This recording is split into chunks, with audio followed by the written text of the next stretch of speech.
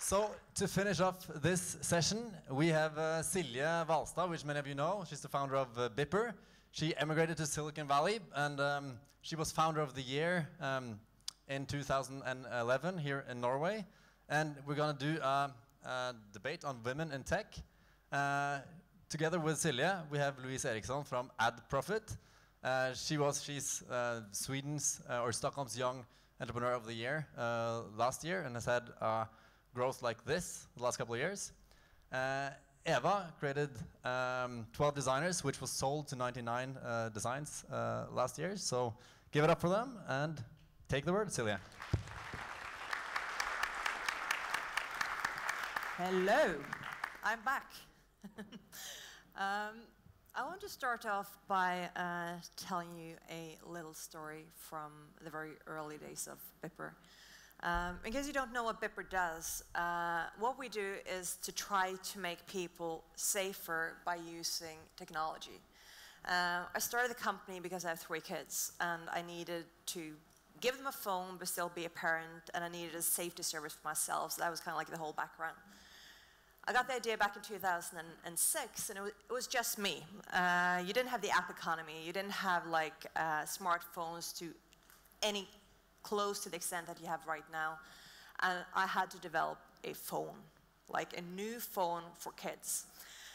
So I designed a phone which actually, looking back, is really cool because it looked like this one, and we had square icons, and parents were going to be able to choose the features that they wanted to have on the children's phones, and I needed to get this phone manufactured. So I had a whole technical specification, I had the designs, and I contacted, I wanted to go to China through Alibaba to get offers of how to produce this phone. So I put out this spec of this phone, signed CEO Mrs. Silje Vallestad. I waited, and waited, and waited for 2 weeks, and I got no response. And then I went into my profile and changed Mrs. to Mr. Guess what happened? Everyone wanted to work with Mr. Vallestad. So the phone started ringing, and the only way, I mean, it was just me. I had a few investors, really crazy people who joined me. And I had to be Miss Marie, Mr. Vallestad's personal secretary. So I would speak with him on the phone as Miss Marie, and Mr. Vallestad would write emails back. And then the whole economy changed. We didn't need to do the phone anymore. We only had to do software. So that was a whole new story. But the thing is that was the first time that I kind of like realized that I was a woman. I mean, like, yeah, I've given birth to I've given birth to 3 kids. I know I'm a woman, but I've never identified myself by my gender. And we've been kind of like discussing this topic earlier today, and I think all of us feel actually quite uncomfortable talking about the topic. None of us like identifying ourselves as, you know, women in tech. Yes. We're doing business, we're doing hopefully great business. But the fact is that there are less female founders. There is less investment in women than in men. We're not necessarily being invited to the same events. The guy stuff. But there are also really good things, right? Yes. Oh, yes, it was on. I tried to speak earlier. I thought this was not on. Yes, we have like 7 minutes, 5 minutes. We could talk about this all day because there's so many good stuff and so many bad stuff with being women within tech or within like the founders or startup industry and so forth. And it's really hard because I don't think any of us want to be put in the corner of saying it's so hard of being a woman and starting a company because everything is doable and we have the pros and the cons. So at the same time as we're not invited to maybe all the events, we also get invited for just being women. Exactly. And maybe not even being at the level where you should be for some events. Yes, it's really hard. And just to kick things off to know where the audience is, I got this question a couple of weeks ago, which I found really interesting. I got this question when discussing this: are women leaders born or made? And I figured all of you have been sitting here and being quiet for so long. Could we get the audience just to stand up? Everyone that thinks that women leaders are born first. Could I get you to stand up? It's good for you.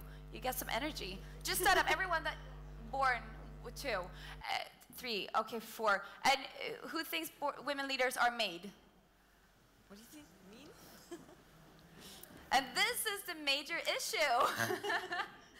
So yes, I had a great discussion regarding this at a seminar a couple of weeks ago, because of course women leaders are born.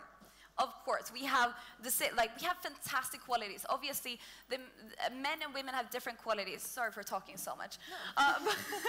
But we have different qualities, and where we come today in the type of companies that we want to create and run and work at needs the qualities that women have, because women are better in seeing the full picture. Women are better in seeing the long distance sort of issues that can come up in terms of one question. We're better at psychology, and this is true. So women leaders are born, but we all think they are made, and some women also think they have to be made, which is the main issue in this conversation, I think. I'm just going to leave it to you, sorry. To not take up any more time. I know we're crammed. Yeah. We had a discussion earlier, I think, in regards to where you were saying, you know, you had an issue. You were thinking back when you were starting a company. So could we just discuss that, because that's also very interesting.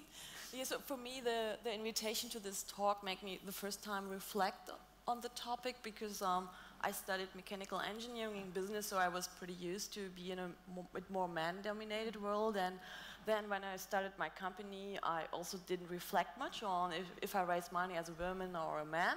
But lately it came that more and more the press said, hey, you want to have an interview, we need a woman, or whatever comes up, and you see the site, you say, hey, it's free promotion for your company, hey, I should do it. On the other hand side, I think, I don't know, this is weird, and this is not what you're going for.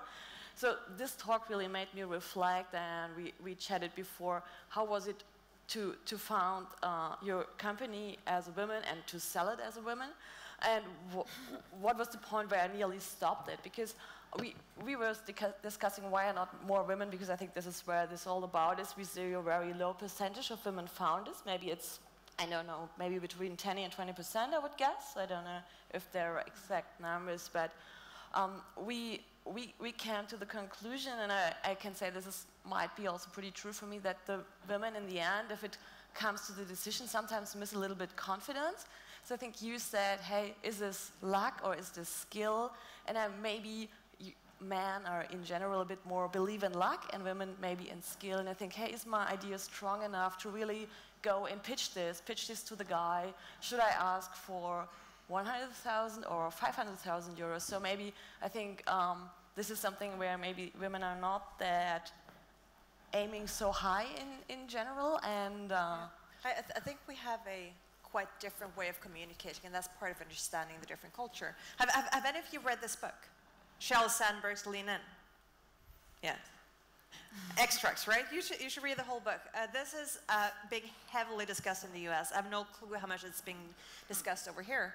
But I started reading this book, and for the first time, I can actually say that I'm a feminist. I've never identified myself as a feminist before reading this book, and neither had Sheryl Sandberg. And that was like reading through this book and like just pinpointing things like, I don't know, how often have you read about there is this male CEO who does this, or a male founder, or a male, you don't read the word male founder, male CEO, male investor, male, that's not a topic.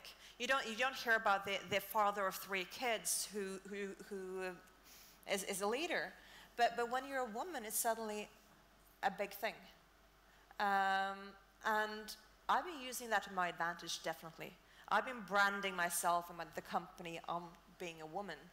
I'm Bipper mom. I'm mom of 3 kids. I'm a female founder. I'm female entrepreneur of the year. I mean, it gives me PR value that's easy to get, but the whole fact that it's still that way means that we're not equal. And as long as the equality is not there, I think it's important to discuss this topic. But it's important to see where to begin. And I just want to to be sure to say that it's not up to maybe the companies that have boards, or that's probably what the focus of that book is, Lean In, that women, we need to be, you know, out there meeting people, networking, and taking a stand to what, like, not having a panel of women in tech, but exactly, but actually having a panel about tech companies or like real stuff. Yeah. And I think, as you said, we're different, and men is really good in just getting their space and getting their media space and the space in the boardroom. And I think in general we just need to grow better women in terms of leaning in. So it's just not up to the company. We actually need to do our part of the job too. I've had some. Are we out? No? Okay, good. So some of what Cheryl is talking about and that I've been discussing with women around me and other leaders around me is actually how we as women sometimes discriminate against each other. And to be honest, and I've never said this before, I've been doing that too. I've been worried about hiring women who might get pregnant and would spend time away from work. I can't afford it. I can't afford someone in an early phase startup to leave work for a year, and I can't afford to train people in the meantime. And this is actually a topic that we need to discuss, because at least in Europe now, it's in Scandinavia, it's more and more common that the fathers too are taking time off, but you don't expect it. And as a founder, it's hard to do that. But then I was having a discussion in Silicon Valley with a very good friend of mine, the founder of Indiegogo. And as you know, you don't have the same type of maternity leave in the US as you do here. And I asked her about this topic and said, like, how do you feel? Because it's really critical when you're like building a company, everything happens fast, and you can't lose staff for a long time. And she said that, listen, she was actually seeking women who were having babies or going to get pregnant, because they would stay out of the office for like 1 to 2 months, but they would be so loyal. They would be really, really loyal employees. And in a place like Silicon Valley, where you have a big turnover of people, that was a big thing. How are you thinking about the whole, like, how do we treat each other? Maybe I can give an example. So in our office in Berlin, we are 10 women. We have no men employed. Somehow over the time it changed. So we somehow women-founded company hiring only women. So I'm pretty want to see how it goes the next years, because I think we are all now, or the girls all go now direction 30. So, but I think this is just what it is. You have to afford it and go through this. And I think. Be open with each other and plan in advance to figure out how you keep your business running and the staff happy. So. Okay, I think we'll let that be the finishing line. So an applause for the debate. I gave you a really hard task, and you deserve to be respected for your merits instead of this. And that's maybe a very important point from this debate, that for a functioning ecosystem to exist, you need to be judged by your merits and not by your age or gender.